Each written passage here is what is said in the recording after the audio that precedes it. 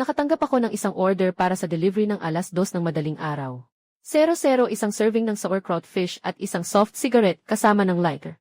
Ngunit sa halagang komisyon ng delivery, nakasulat ang 100,000 yuan. Akala ko ay mayaman na bata na nag-aaksaya ng pera sa gitna ng gabi.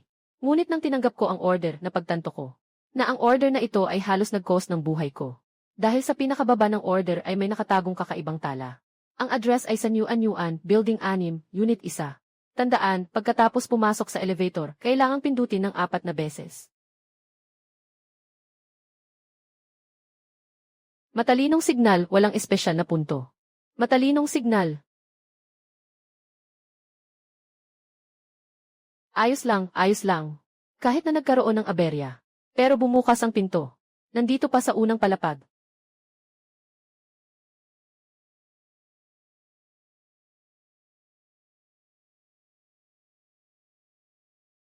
Ito ay tiyak na isang ilusyon. Ako ang nag-order, dalhin mo na. Huwag ka nang tumawag, nandito na ako. Ay, ang saya. Kapatid, ayaw ko na ng bayad sa pagtakbo. Ang mga bagay na ito ay regalo na rin sa'yo. Paalisin mo na ako. Bata, hindi pwede ito. Masarap man, pero. Ngunit magkakaroon ng utang na bunga. Magsisigarilyo muna ako para kumalma. Saan ito? Sa impyerno. Maaari ba akong makabalik? Kung hindi lalampas sa 1 oras, makakabalik ka. Sa madaling salita, ako si Sutukiang. Nabuhay na ako ng kalahating buhay at wala na akong mga pagsisisi. Ang tanging ikinalulungkot ko ay sila, mag-ina. Nagtanong ako. Sa mga nakaraang taon, patuloy silang pinagbantaang magbayad ng utang. Nagtago ako sa aking kasintahan at nag-ipon ng 1,000,000 yuan. Hindi ko na naibigay at namatay na ako. Ibigay mo sa akin ang iyong payment code.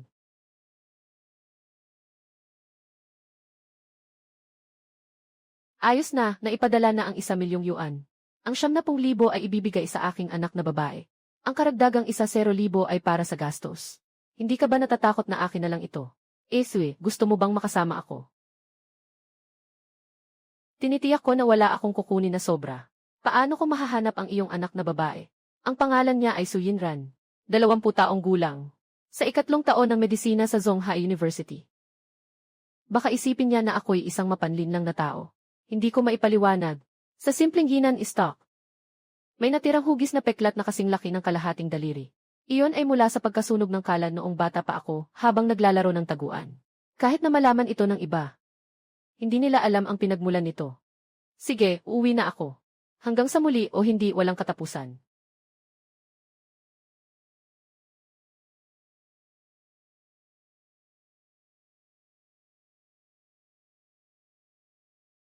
Si Su Yinran ay nasa Zhonghai University. Kagabi lang, magsasabay akong makita si Lulu. Abala siya sa pag-aaral. Ilang araw na kaming hindi nagkikita.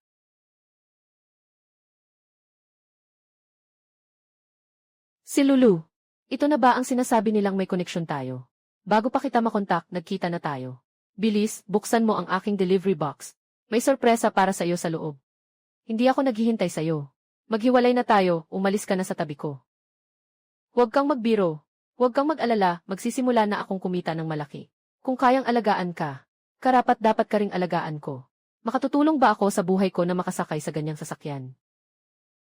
Ngayon, kaya ko na. Kaya bakit pa ako mag-aaksaya ng oras sa'yo?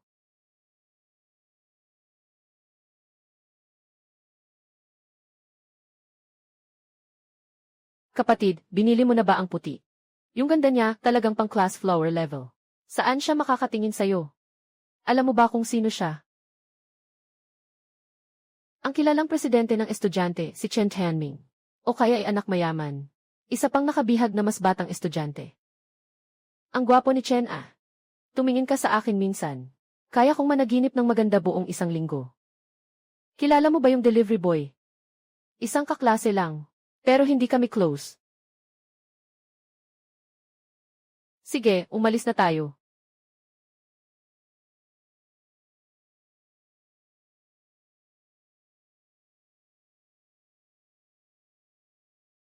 Hoy! Alam mo ba si Suyinran? Hahaha, hindi ako nagkakamali, di ba? Tinanong mo si Suyinran. Alam ko lang yung nasa 3 taon ng medisina. Gusto kong hanapin siya. Lahat ay dumaan para makita. Itong delivery guy. Matapos tanggihan ng isang magandang freshman. Hindi lang siya nakilala. Kundi lumaki pa ang ulo niyang maghanap. Isa sa 4 na magagandang dalaga, si Inran. At pinapahanap pa niya ako. Nag-iisip lang ang batang ito ng kalokohan. Siguro ito na ang pinakamasamang pagkakataon na nabash si Senior Su. Medyo gwapo siya. Sayang, sira ang ulo. Pwede bang samahan mo ako? Siyempre, walang problema. Dapat nandyan na si Goddess Inran sa cafeteria ngayon. Salamat.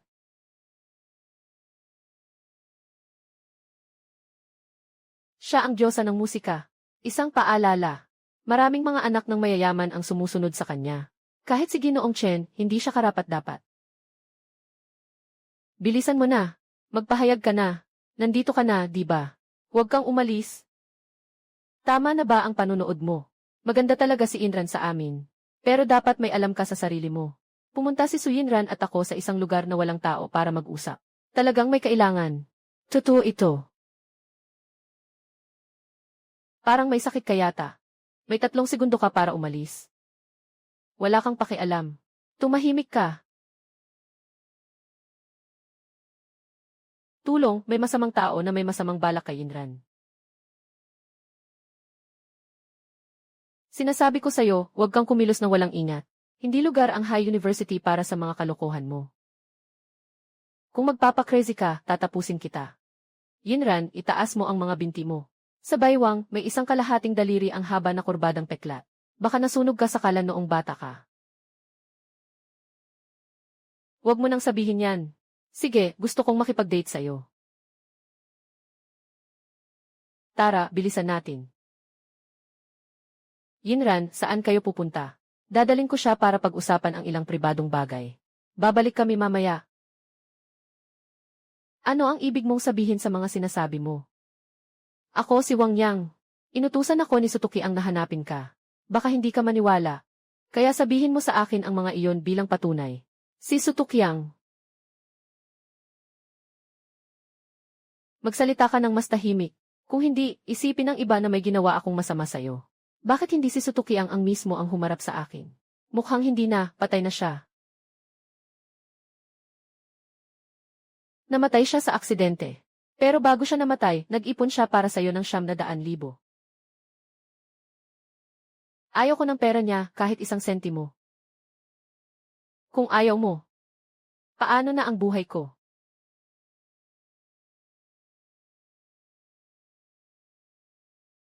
Bobo ka ba? Alam mo ba kung anong klaseng pamilya ka? Hindi sigurado ang loob mo. Bata ka pa. Pwede ka pang maging mapuso. Pero naisip mo ba ang nararamdaman ng nanay mo? At saka, ang utang sa sugal ay nanay mo ang nagbayad. Ibig sabihin, parang siya ang may utang sa inyo. Tama ka. Kahit hindi para sa sarili ko, para kay mama, kailangan kong kunin ang 70,000. Kailangan ko nang umalis. Huminto ka, sinampal mo ako. Kung gusto mong umalis, umalis ka na. O kaya, sampalin mo rin ako. Maging boyfriend ko ka sa isang araw bukas. Tumanggi ako kung permanente ito. Baka pag-isipan ko. Kakatapos ko lang na ma-reject at mag-green light. Muli na naman ba akong iiwan bukas? May isang matandang propesor na tumulong sa akin ng marami. Bukas ay ang kanyang kaarawan. Isa sa mga dadalo ay isang langaw na ayaw ko. Ayon sa balita, may malaking plano siya bukas. Gusto niyang mag-ayos ng mga bagay sa pamamagitan ng matandang propesor. Hindi ko naman maiiwasan na pumunta. Ikaw ay nasa labas ng paaralan. Hindi ito mahuhuli. Pakiusap, mabait ka naman. Sige, tutulungan kita, pantay na tayo. Kita tayo bukas. Alaynan. Parang may bagong utos na naman ang sistema. Detalye, 1 bot ng mautay. 2 baso. Ibibigay sa iyo ang bahagi na nagkakahalaga ng 1 milyong. Nasa malapit ang address. Pumili ng elevator na maganda sa paningin. Pindutin ng 4 na beses ang 4. Pinto. 1 milyong.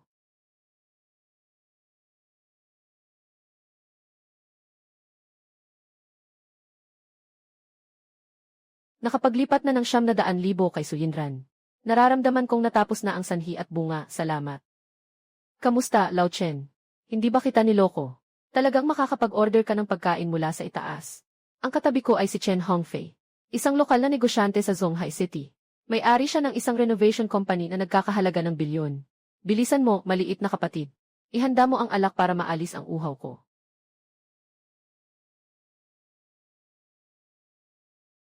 Limitado ang oras ni Lao Chen. Ipasa mo na ang mga bagay bago ka mag-enjoy. Tama, unahin ang mga mahahalagang bagay. Iyan ang bahay ko. Pagdating mo, hawakan mo ang aking larawan. Hayaan mong pumasok ako sa iyo. Nakaluhod na ako para sa iyo. Tulungan mo ako, please. Ang nag-iisa kong anak ay anak ng aking ex-asawa. Siya ay si Chen Tianming. Nang mamatay ako at pumunta sa hukom para tingnan ang talaan ng buhay at kamatayan. Doon ko lang nalaman na siya pala ay illegitimate na anak ng aming driver. Matapos ang kalahating buhay na pagsusumikap, hindi ko maaring ipasa ito sa ibang tao.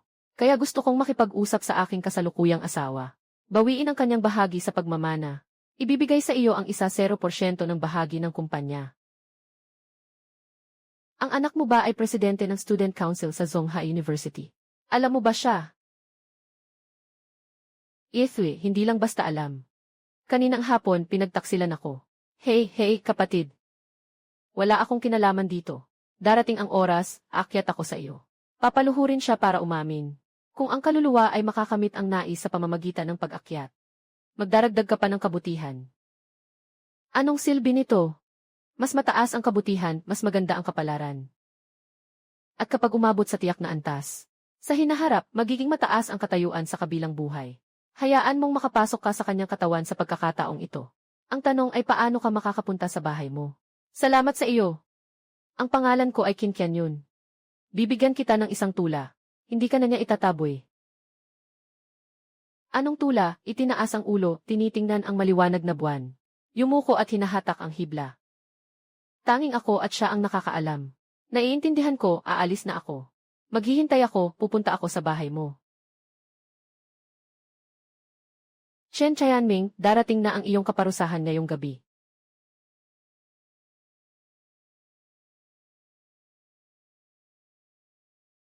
Bawal ang mga hindi residente pumasok. Ilagay mo ang pagkain, dadalhin ko ito sa pintuan.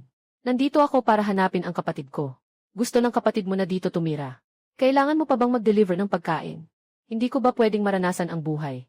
Agad na makipag-ugnayan kay Qin Qianyun sa unit 1301, Building 7. Ako na ang makipag-usap sa kanya. Baka sakaling siya nga ang kapatid ko. Kapag nagreklamo siya, hindi lang mawawalan ka ng pera. Maaari ka pang mawalan ng trabaho. Sumama ka na sa akin. Kung ito ay peke, ipapakita ko sa'yo. May kailangan ka ba, Ate Qianyun? Ako ang iyong nakababatang kapatid. Kapatid, ako lang ang nag-iisang anak na babae.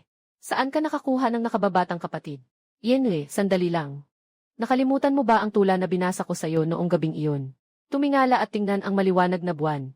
Nakatingala sa yisilk. Magpanggap ka, magpatuloy ka sa pagpapanggap. Nagpapanggap na kamag-anak ng may-ari. Sinusubukang makapasok sa komunidad. At nang aakit ng babaeng may-ari. Alam mo ba kung ano ang magiging resulta? Mahal na may-ari, tinitiyak kong dadalhin ang ganitong masamang tao sa istasyon ng pulis. Hahatulan ng batas. Iyan ang kapatid ko. Nagkamali lang akong naputol ang tawag. Magsalita ka, hindi siya isang baliw. Humingi ka ng tawad, kung hindi, bukas aalis ka na. Pasensya na, huwag kang magreklamo. Kaya ko to. Ibabawas lang ng kalahating buwan. Walang silbi, hayaan na lang. Ayos lang, lahat tayo ay mga manggagawa. Walang mahirap sa sinuman.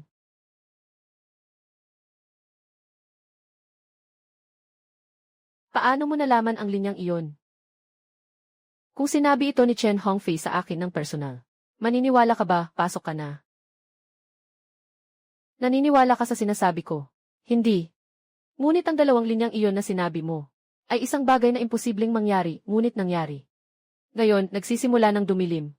Dapat may napakahalagang dahilan ka para pumunta sa bahay ko ngayon. Jitsen, maghintay ka ng kaunti at maunawaan mo.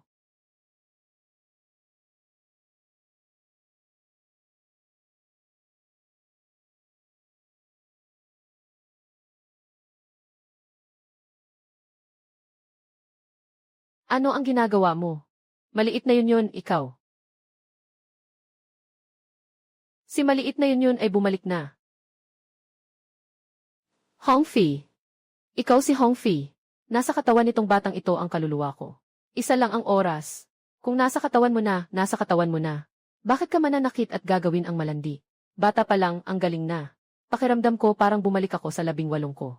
May malaking bagay akong kailangang ipaalam ngayon. Anong malaking bagay? Si Tianming ay anak ng babaeng iyon na si Di. Tumawag ka agad. Ipag-utos mong bumalik siya sa loob ng kalahating oras. Hindi siya ang tunay mong anak. Bukod dito, mag-ayos ka agad ng paternity test bukas. Alisin ang kanyang karapatan sa mana. Mukhang hindi ito posible. Naging abo ka na sa cremation.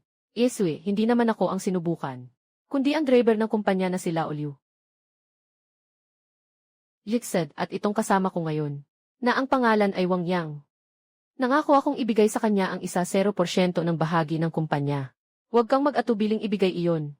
Hindi ko maibigay ang mga detalye. Sa madaling salita, ang batang ito ay nakatakdang maging hindi pangkaraniwan. Kung hindi mo sasamantalahin ang pagkakataon ngayon, hindi mo na siya maaabot sa hinaharap. May natitirang 51 minuto. Kung hindi ko siya pagbibigyan ng isang magandang suntok, hindi mawawala ang sama ng loob ko. May oras pa. Anong ginagawa ni Tianming? Maniwala ka sa akin, yung nagde-deliver ng pagkain, kaklase ko talaga yun. Wala kang kinalaman dito. Tumawag si Auntie iyon, may malaking nangyari. Pagbalik ko, pag-usapan natin ang buhay.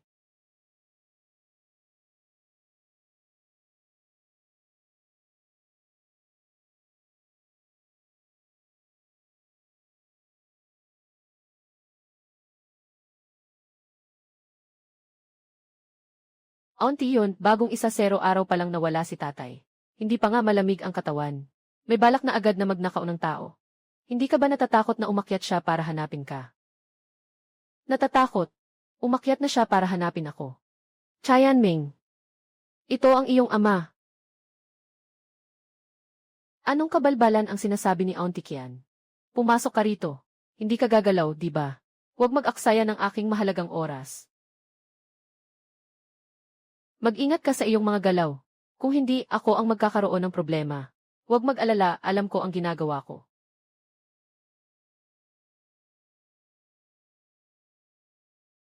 Ikaw, gago. Sabi mo nga, nang umalis ako ng 1-0 araw, nag-iisip ka na agad na makipag-date. Alam mo na ba kung saan ka nagkamali? Ako'y may mga mata ngunit walang pangunawa. Hindi ko dapat agawin ang pag-ibig. At hindi ko rin dapat pagtawanan ang batang nagdadala ng pagkain. Mabuti pang lumuhod at tawagin akong Itay. Itay!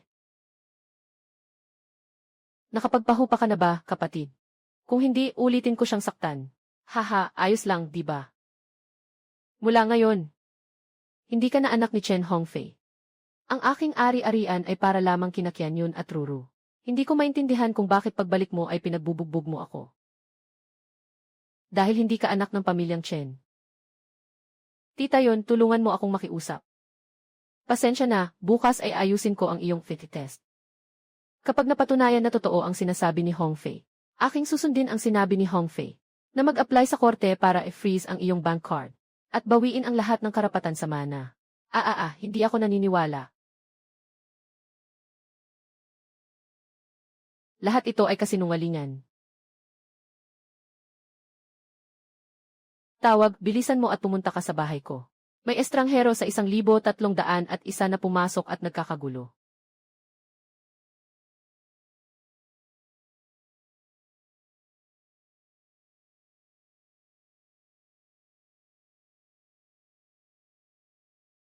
Yung tungkol doon, hindi ko rin alam na sobrang lalim ni Chen Hongfei. Kung hindi ako nagkakamali, dinala ako ni Hongfei sa loob. At wala pang kalahating oras, di ba? Ngayon, lampas na sa matagal na.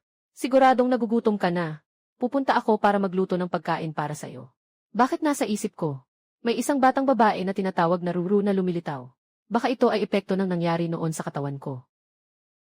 Ang mga damdamin ni Chen Hongfei ay naiwan sa aking kamalayan. Wala nang masyadong pagkain sa bahay nila Wang Yang. Pagtiyagaan na lang muna. Ayos lang ba sa'yo?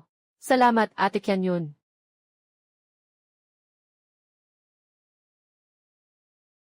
Huwag ka munang umalis ngayong gabi. Matutulog sa bahay ko. Huwag kang mag-isip ng masama. Hindi naman kita kakainin. Bukas ng umaga, sumama ka sa akin sa opisina. Para pumirma ng kontrata sa paglipat ng bahagi. Pero sandali lang, lalabas ako saglit.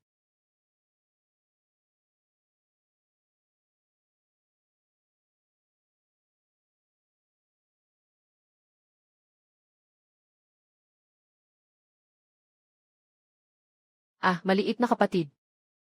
Huwag kang magalit, huwag kang magalit. Wala kang pakialam dito. Manatili ka lang dyan. Hayaan mong mangyari sa iyo. Bakit mo kailangang labagin ang aking kagustuhan? Dito ka nagkamali. Sa huli, hindi ba't ikaw pa rin ang makikinabang? Sige na nga. Hindi ako bumaba ngayon para magalit sa iyo. May lumabas na malambot na anyo sa isip. Pagkatapos ng pagsasakatawan, ang kakayahan ng kaluluwa ay direktang magiging bahagi ng katawan na sinasakupan. Ito ay tinatawag na pamana ng biyaya. Ngunit ang pagsasakatawan ay magkakaroon ng kaunting emosyonal na impluensya. Ganoon ba? Tinawag na kita, Yang Ye. Kung may oras ka sa pang-araw-araw, pakiusap, alagaan mo ang mag-ina. Kailangan kong mag-busy. Natatakot akong maapi sila, mag-ina. Mabuti at may pananagutan ka. Salamat, salamat. Sinasabi mo, ano ang pinakamagaling mong kakayahan sa buhay na ito? Nagsimula ako sa renovation. Pagdating sa kahoy na gawa, noong mga nakaraang taon, masasabi kong ako'y namumukod tangi. Sa tingin ko, ang muscle memory ay tila hindi maaring gamitin ng kusa. Kailangan ito ng reflex. Subukan mong gumawa ng upuan. Upuan.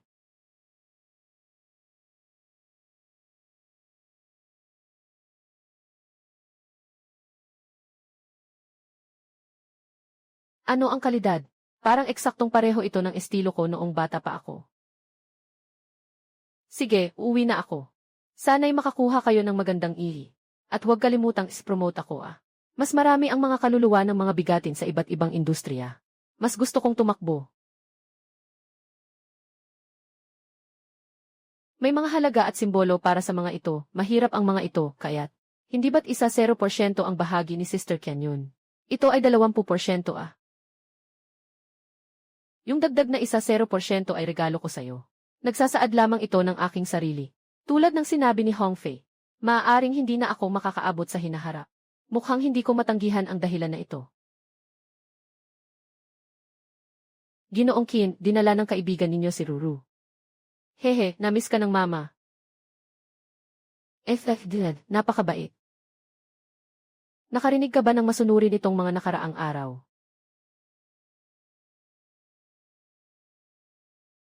Mama, may pakiramdam siya na parang si Papa. Ah. Maliit na tanga, siya si Tio Wang Yang mo. Matagal na tayong hindi nagkita, kahit natutulog siya, umiti siya. Makikita mong sobrang saya niya ngayon. Talagang salamat sa iyo. Sadyang ginawa ko ito. Walang anuman at samahan. Masaya rin ako nakasama siya. Tara, kumain tayo. Nasa gitna siya ng panlilinlang. Sige, kakain na lang tayo sa ibang araw, Ate Canyon. May bigla akong kailangang asikasuhin. Gusto ko sanang hiramin ang sasakyan mo. CJ. Bukas na lang.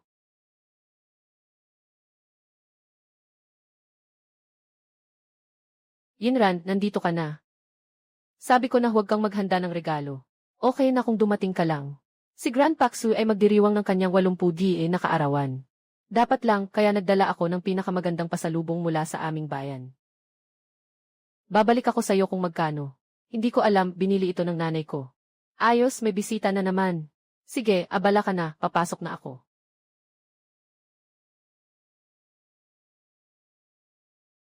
Nasa daan na ang mga pagkain ni Ginoong Xu. Tiniyak ko na ang mga sangkap. Ito ang pinakabago ngayon. Tinitiyak kong masisiyahan ka. Yinran, bata. Ginoong Xu. Pumayat ka na naman. Kumain ka ba ng maayos kamakailan? Yinran ako. Lolo Xu. Yinran ako. Lolo Xu. Ngayon, hindi lang ako ang nandito. Kakatapos lang ang trabaho ng boyfriend ko. Siguro, maaabot siya ng medyo late. Ah. Ano? May boyfriend ka na. Kailan nangyari yan? Bakit hindi ko alam? Hindi ka naman kaano-ano sa akin. Bakit kailangan mong malaman? Mamaya, tutulungan kitang suriin. Kung masyadong pangit, hindi mo ito malalampasan.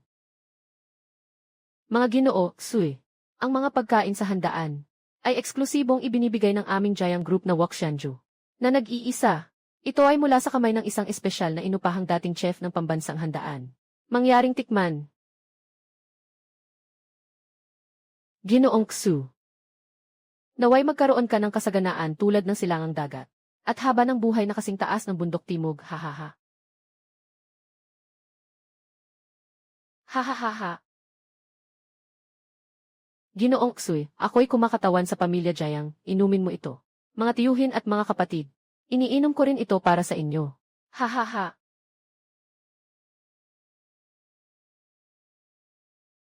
Si Inran ay naghabol sa iyo ng matagal na panahon. Ngayon, sa harap ni na Lolo Xu at ng lahat, gusto kong sabihin. Nang formal sa'yo, sa mga susunod na taon ng buhay ko, handa akong alagaan ka. Kuya Jingkun, si Inran ay mahiyain talaga. Huwag mo na siyang biruin. Kanina, hindi ba nag-message ka sa akin kung nasaan ang Keith? Sige, samahan kita. Hindi swear, bawat salita ay totoo. Bago ba, ang sinabi ko sa'yo ay walang halaga. Niloko ka ni Xilao. Kakausapin ko lang. Walang nangyaring relasyon. Kung hindi ka naniniwala, tanungin mo si Shanshan, totoo ba? Wang Yang, bakit hindi ka pa dumarating? Ang tagal na ng handaan, ah. Sino pa ba ang kararating lang? Hindi ko alam kung sino ang nagpa-deliver ng pagkain. May iba't ibang backup na putahe na nakahanda sa mga van sa labas. Kung may hindi kayo nagustuhan sa mga putahe ngayon, sabihin nyo lang. Palitan ko agad hanggang makontento kayo. Nagkakamali kayo, hindi ako nagde-deliver ng pagkain. Tinawag ako ng girlfriend ko para dumalo sa kaarawan. Kakatapos ko lang sa trabaho, wala nang oras para magbihis. Sino ang girlfriend? Lumabas ka na. Sa ganitong okasyon ng kaarawan ni Xu, pwede bang basta na lang magdala ng mga hindi kilala? Anong nangyari kay Inran? Siya ang boyfriend ko. Nakausap ko na si Ginoong Xu ng maaga. Si Ginoong Xu ay ang boyfriend ko na si Wang Yang. Magandang araw, Ginoong Xu. Shanshan, pumunta ka sa mesa ni Xiao Bei at magdagdag ng upuan para kay Xiao Wang. Kuya Kun, tingnan mo ang mga mata ng probinsyanong ito. Talagang hindi pa nakakita ng mundo. Sino ang nagbigay sa iyo ng kumpiyansa para makipaglaban sa girlfriend ni Kuya Kun?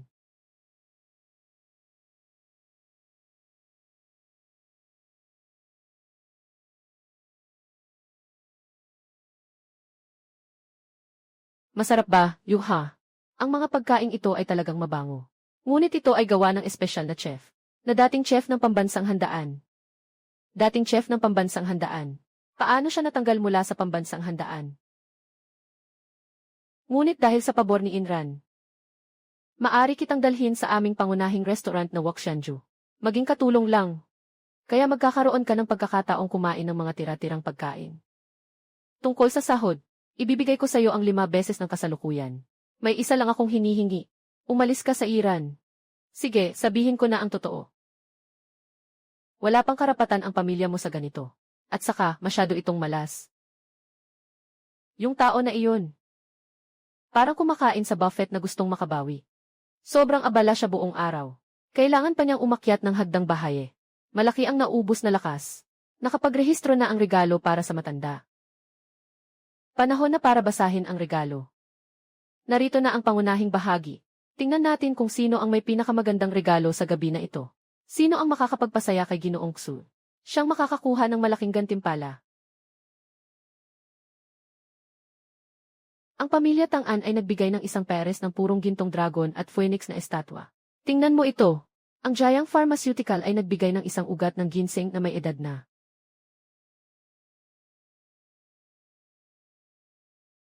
Jiang Group.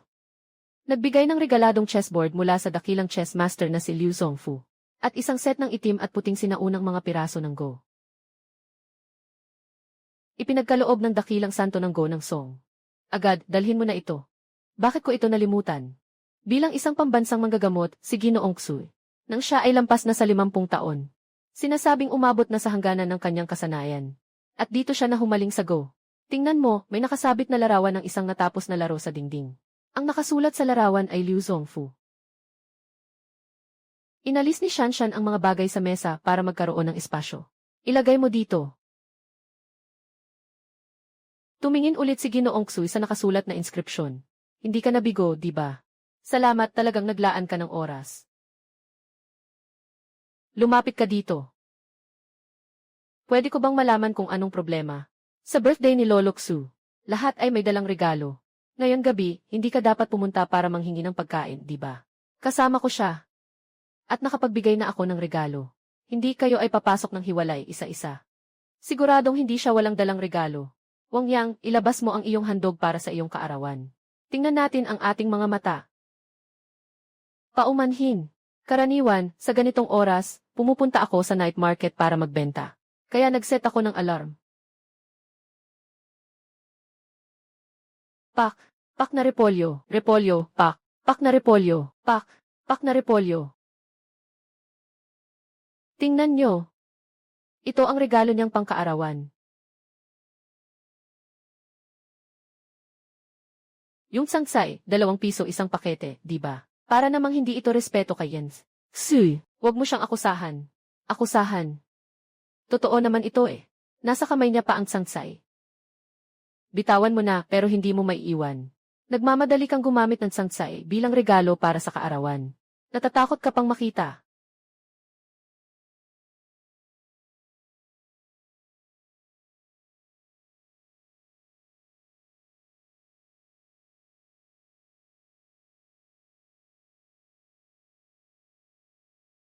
Ano nang gagawin natin, Shanshan?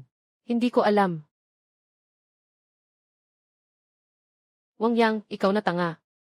Ginamit mo ang sangsay para insultuhin si Ginoong Xu. Hindi pa sapat yan. Bakit mo pa sinira ang chessboard?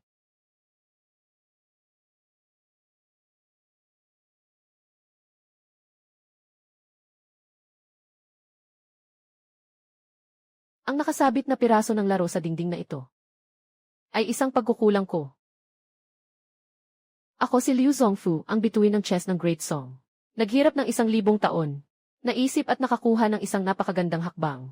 Umaasa akong pahihintulutan mo akong gamitin ang iyong katawan upang baliktarin ang larong nagdulot sa akin ng pagduduwal. Bituin ng chess ng Great Song si Liu Zongfu. Bro Liu, nasira ko yung papa ng laro ko. Tingnan mo yung reaksyon nila. Sa palagay mo, paano kung malulutas ang problema? Hindi basta-basta magreresulta sa pagkasira ang ipinagkaloob na papan. Kasalukuyan na itong sira. Gusto mong lutasin ang natitirang laro. Tanggalin ang pag-aalinlangan. Di ba? Kapag pumasok ka na, susundin mo ang aking kagustuhan. Magsasabi ako ng isang bagay. Ulitin mo ang isang bagay. Kung gusto mo, papayagan kitang pumasok. Ang natitirang bahagi ay nanatili sa mundo ng 1,000 taon. Ngayon ay sisirain ito. Wala nang mga pagsisisi. Wang Yang, alam kong natatakot ka na parang nawala sa katinuan. Hindi pa rin tama, Elder Xu, yumuko at magpatawad. Ang chessboard na ito ay sira na talaga. Walang kwenta, Elder Xu. Hanga ka kay Liu Zonggong. Sigurado kang kilala mo siya ng mabuti, di ba? At ano ngayon? Alam mo ba na si Liu Zonggong mismo ang humawak ng tungkod? At pinagsabihan niya ang kanyang anak na lalaki. Alam ko na, kaya't magtatanong ako ulit. Alam mo ang dahilan, pero alam mo ba ang dahilan kung bakit? Anong kalokohan ang sinasabi ng batang ito? Nagulat. Huwag kang makialam. Bakit? Dahil ang makulit na bunso ay isang araw humingi ng pera. Nang tanggihan siya ni Liu Zongfu, itinapon niya ang regaladong chessboard. Ang bitak sa harapan ay ang naiwan noon. Tanging ang modernong teknolohiya ang makakapag-ayos nito sa antas na hindi ito halata. Pinilit ko rin siyang ibalik sa dati. Totoo nga ito. Si Ginoong Xu ay nagmamanipula. Walang hiya na gustong iwasan ang responsibilidad. Nakita na ng mabuti. Tingnan mo kung ano ang nasa mga kuko ko. Ito ay balat mula sa natuyong pandikit. Ganito ang tunay na lasa ng chessboard. Tungkol kay Wang Yang at ang chess saint ng Song Dynasty. Sinasabi mo ng tama. Kaya marunong ka rin ng Go, di ba? Bakit hindi mo ipakita ang iyong galing? Liu, maaari ka nang magpakitang gilas.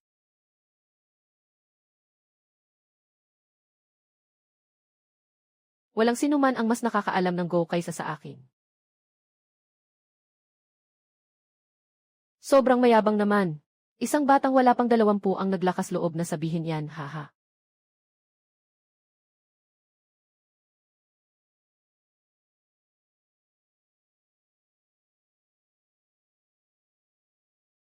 Ang bilis naman nito. Parang basta-basta lang. Kaya ko rin yan. Ano ba to ng lolo ko? Tingnan mo na lang yung larawan sa pader para malaman mo. Kailangan mong laruin ang posisyong ito. Kung patuloy na lalaro si lolo, ito ay nagpapakita ng antas ng kanyang galing sa chess. Hindi ito possible. Alam ba ninyo ang pinagmulan ng posisyong ito? Talaga bang magaling si Ginoong Xu? Si Liu Zongfu ay naghari sa larangan ng chess sa loob ng 20 taon. Isang beses, naglakbay siya sa Lishan. Nakilala ang isang babae mula sa nayon. At nagkaroon ng laban na ito. Hawak ng babae ang itim at siya ang nauuna. Hawak ni Liu Zongfu ang puti. Sa simula, si Liu Zongfu ay naglalaro lamang para sa kasiyahan. Ngunit habang naglalaro siya, siya ay biglang pinagpawisan ng malamig. Ang bawat hakbang ng babae ay puno ng misteryo. Si Liu Zongfu ay nasa ganap na kawalan ng kalamangan. Hanggang sa ika-120 na galaw na ito. Nang dumating ang kanyang puting piyesa, ngunit siya ay humahawak ng piyesa at hindi agad naglagay. Ano man ang ilagay ay tiyak na pagkatalo. Maging sa puntong siya ay nawalan ng malay. Ang babae mula sa Lishan ay hindi na nakita. Si Liu Zongfu ay bumalik at pinangalanan ang ganitong sitwasyon bilang larawan ng pagtagpo sa diyosa. Pagkatapos anunsyo sa publiko, iniwan na niya ang larangan ng chess. Hanggang huli, hindi pa rin niya nailathala ang hakbang na iyon. Mahigit 1,000 taon na ang nakalipas. Ngayon, gagamitin ko ang isang napakahusay na hakbang upang tapusin ang laro. At isang napakahusay na hakbang pa nga. Sa tingin ko, walang kwenta iyon. Si Xiao Wang, nadagdagan lang niya ang isang round na lang. Walang kabuluhan. Ha.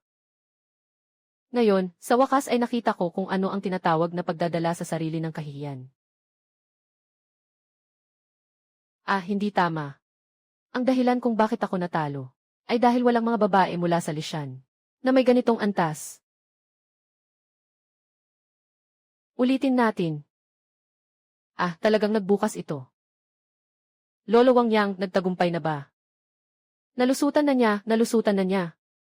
Ha. Talagang maganda ang pananaw ni Inran. Sang-ayon ako sa kasal na ito. Lolo Xue, hindi pa tayo umabot sa puntong iyon. Ha. Jiang Jingkun, una, salamat sa iyo. Na naitaas ang katayuan ng boyfriend ko kay Ginoong Xu. Bilang fiancé, pupunta ako sa banyo. Kaya't ganyan lang. Walang halaga. Sinasabi ng lahat na ang mga delivery rider ay may mga nakatagong talento. Ngunit hindi ko ito pinaniwalaan dati. Ngayon, marami akong natutunan. Hindi si Wang Xiao. Mahal kong Xiao Qisheng, gusto kong makipaglaro sa iyo. Shan, bigyan mo ako ng puwang.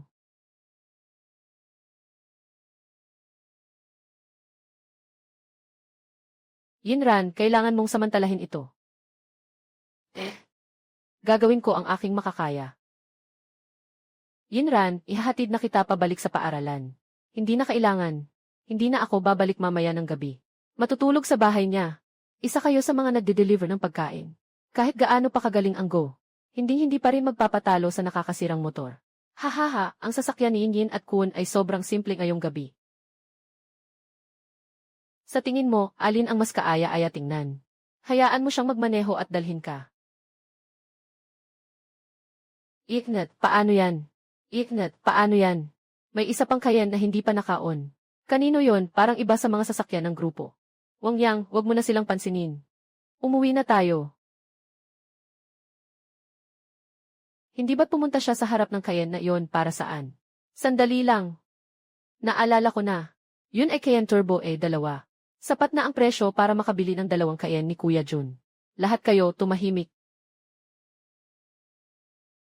Wang Yang, hindi ka naman siguro anak ng mayaman. Tapos nagde-deliver ka ng pagkain para maranasan ang buhay, di ba? Hindi iyon sa akin. Noong panahong iyon, nagmamadali ako sa bahay ng isang ate para tumulong. Kaya hiniram ko ito. Narito na. Saan ito? Ito ang ibaba ng inuupahan kong bahay. Hindi mo ako ibabalik sa Zhongha University. Hindi ba't sinabi mong uwi ka kasama ko? Sige, ihatid kita sa paaralan. Bakit hindi ako manatili sa iyo ng isang gabi? Basta't hindi ka nagmamasid, ayos lang. Sandali lang.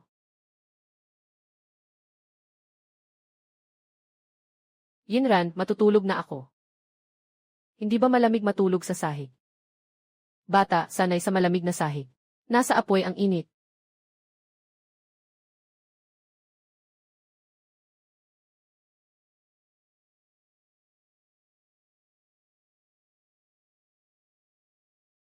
Tungkol sa nangyari kagabi. Salamat. Magbigay tayo ng simbolikong yakap bilang alaala. Tumanggi akong hayaan kang samantalahin ako. Hindi ito tatanggapin. Hindi ba't marami na akong nawala sa iyo? Kahit na makuha ko man ang isa, hindi naman ito labis. Wang Yang. Pakiusap, lumayo ka sa akin. Ayaw kong mamisinterpret ng iba. Ito ay isang kaklase sa mataas na paaralan lang.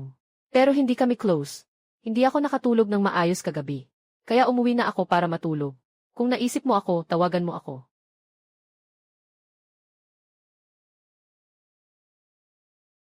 Wang Yang, sandali lang. May sasabihin ako sa'yo.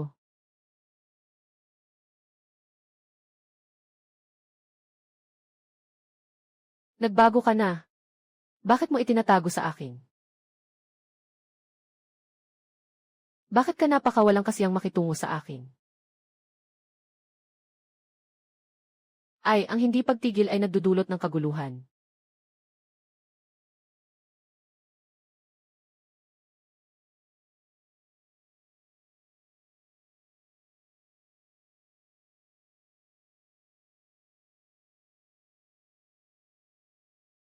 Si Yang Ye ay ikaw pala.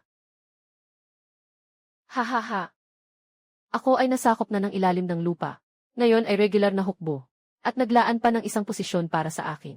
Sugo ng kaluluwa. Salamat sa iyo. Dahil hindi ko ito pinaniniwalaan dati. Ngunit kahapon, isang matigas na nakatayo sa taon, ay kusang loob na nag-reincarnate. Isang pagsisiyasat sa pinagmulan. Dahil pumasok ka sa katawan mo.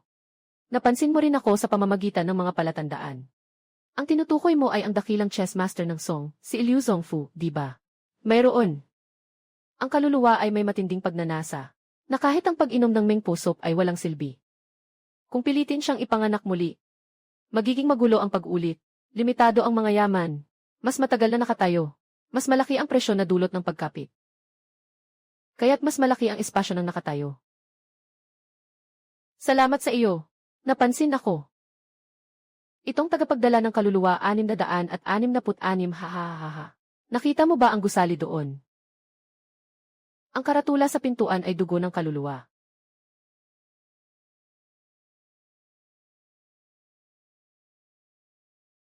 Mga karaniwang pusa at aso. Walang karapatang pumasok sa aking talaan ng dugo ng kaluluwa. At ang ibinigay sa akin na target ay magpadala ng hindi bababa sa isang residente bawat buwan. Siyempre, mas marami, mas mabuti. Tama, sinabi mo may sabaw ng Mengpo. Bakit kailangan mo at si Lao Chen na ipagawa pa sa akin? Para maalis ang pagkamakulit. Kahit pagod na si Mengpo, hindi niya kayang gawin ang lahat ng iyon. May 3 antas ng pagkamakulit. Ang unang antas ay kayang alisin sa pamamagitan ng gabay. Ang pangalawang antas ay kailangan ng Mengpo soup. At ang mataas na antas ay nagiging mga squatters. Sige, aalis na ako, Lao Su. Kung may mga maraming talento na kaluluwa, pakiusap, bantayan mo ako ng mabuti. Magsisimula na tayong lumipad mula ngayon. Tama, lumipad na tayo.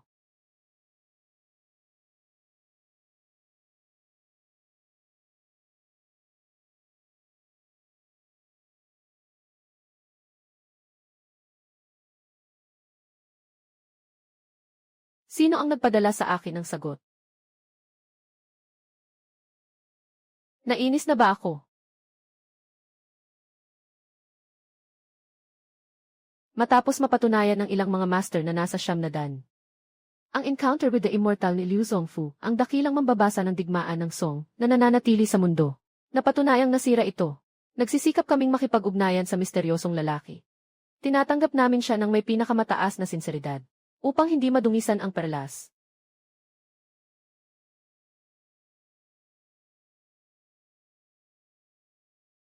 Abala si Ate Kian yun.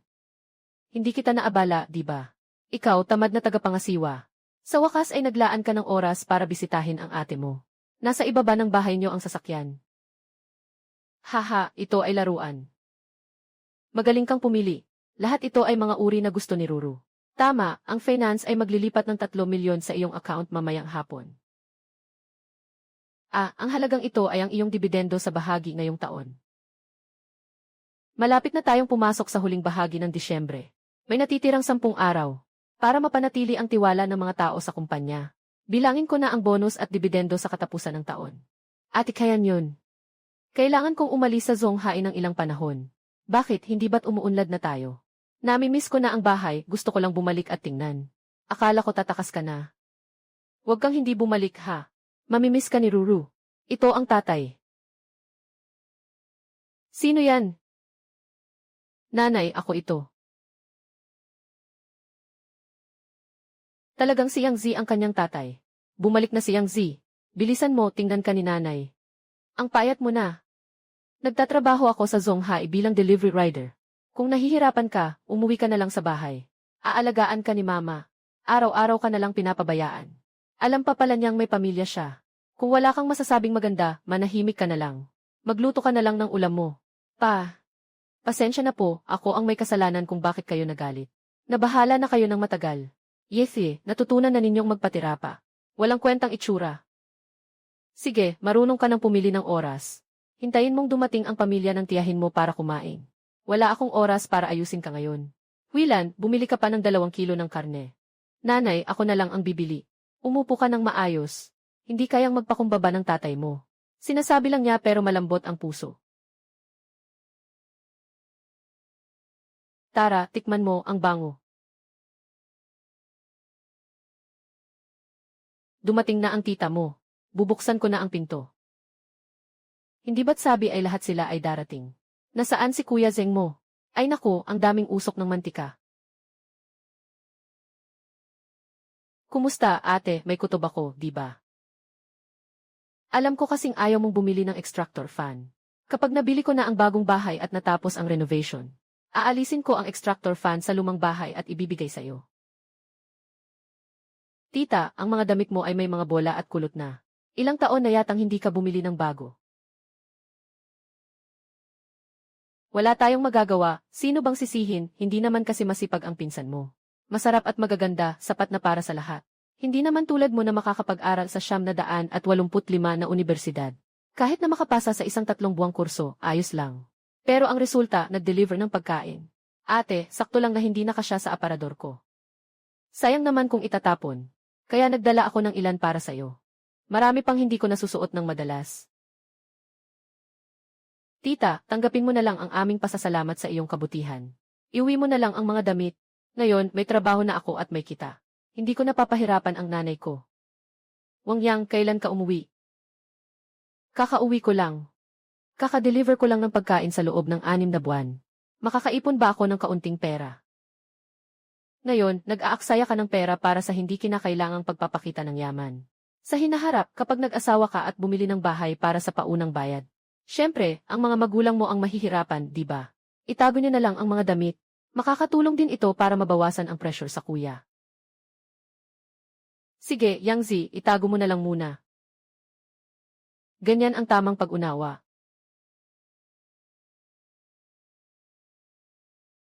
Hindi mo naman itinapon ang mga damit, di ba? Talagang mabuti ang puso pero parang bingi sa katotohanan. Sabi ng tiyahin, pinapakuha kayo. Hindi kailangan ng nanay ko. Saka, hindi naman ninyo ito ginagamit. Mahirap dalhin pabalik-balik. Sa huli, ang basura ay dapat nasa basurahan. Bilang isang maunawaing pamangkin, ako na lang ang tutulong sa inyo. Ay, ikaw, napakawalang kwentang anak. Ngayon, ako ang papalit kay kuya at ate para disiplinahin ka. Bakit ka nakikipagtalo sa isang bata? Yang Zi, pumunta ka sa kusina at tulungan mo ang tatay mo. At tulungan mo rin siyang magdala ng pagkain. Ate, hindi ko sinasabi ito, ha? Kung wala kang galang sa akin, ayos lang.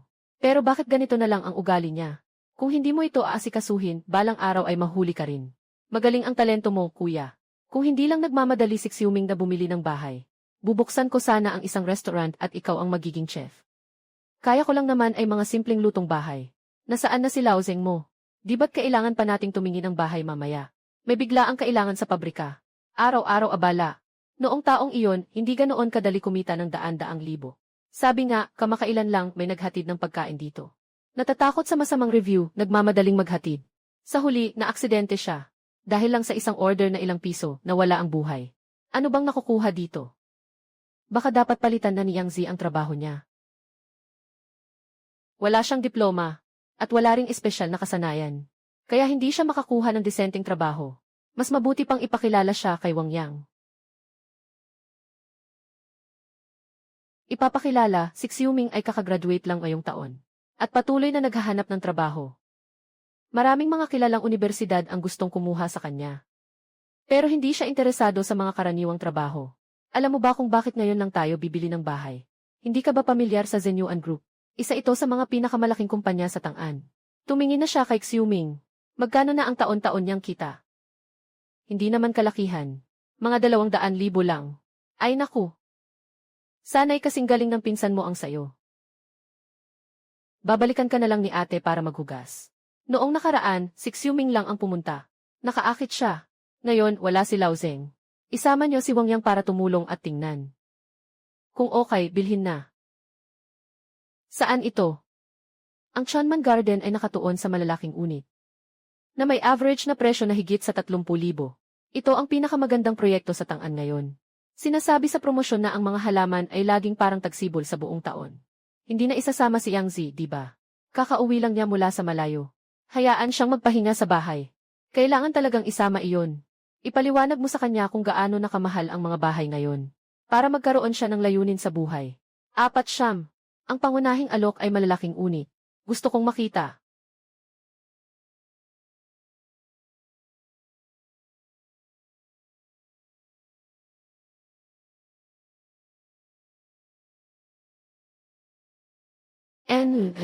Zeng, napakakaunti ng available na unit ngayon. Pumunta ba kayo ngayon para magdesisyon? Isinama ko ang mama at ang pamilya ng tiyo ko. Tumingin ng mabilis sa nakaraan. Kung walang problema, direkta na sa paunang bayad.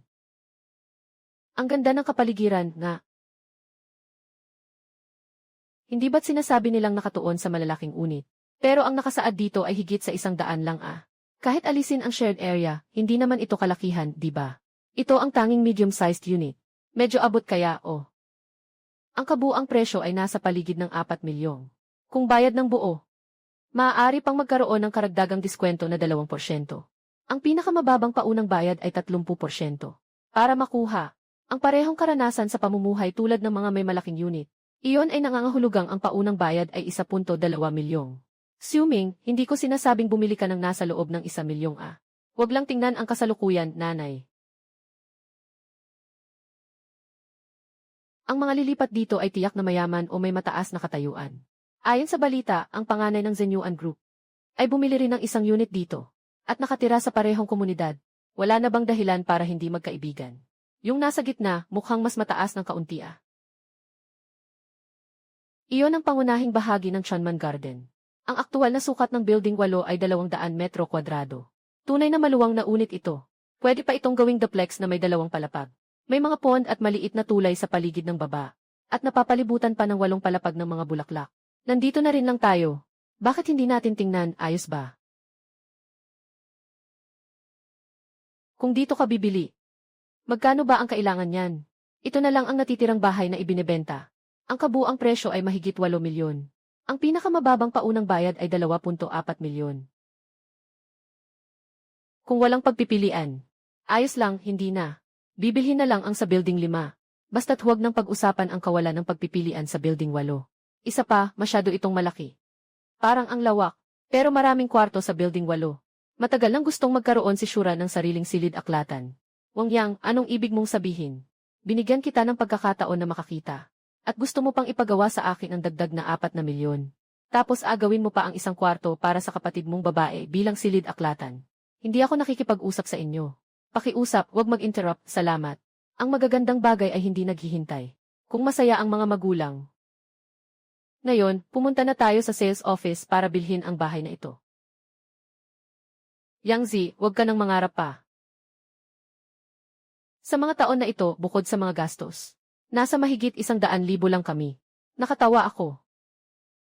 Ang taunang sahod ni Xiuming sa bahay namin at ng tiyuhin mo sa pabrika ay umaabot ng 4 o 500,000 sa isang taon. Ha. At ikaw, pagkatapos ng hindi pa isang taon na pagde-deliver, ay nangangarap ng bumili ng malaking bahay na nagkakahalaga ng 8 milyon. Alam mo ba kung magkano ang down payment? Huwag na tayong mag-aksaya ng oras. Pakidala ako sa paglagda ng kontrata.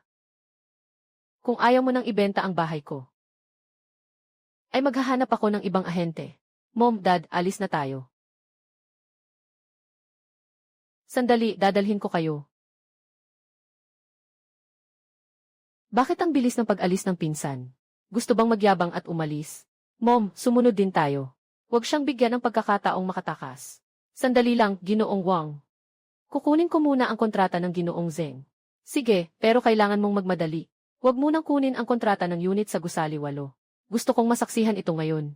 Ang kakayahan ng pinsan kong ito, ayos lang.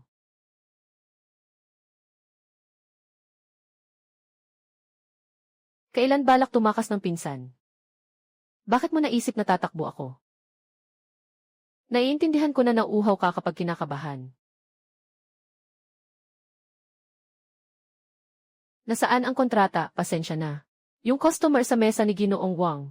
Diretso na sinabing gusto na yung unit sa Building 8. Nagsasagawa na ng kontrata. Sobrang swerte naman.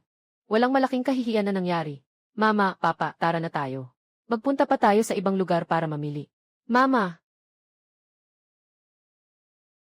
Yun po ay, pero siya ang nakatatandang anak ni Chairman Zhen Yuan Group. Huwag kang mag-atubiling lumapit at magpakilala. Dapat marunong makisama talaga. Mabuting araw, Sir Chu. Ako po si Zeng Xiuming. Bagong kasali bilang trainee supervisor sa design department ng grupo. O, may konting alaala ako. Yung si Chu Xiao, nandito rin siya sa Chanmanyuan para bumili ng bahay. Swerte naman, ako rin ay bumili dito. Sabi ko sa'yo, nakakainis ka. Parang langaw ka. Zeng, ano nga ba?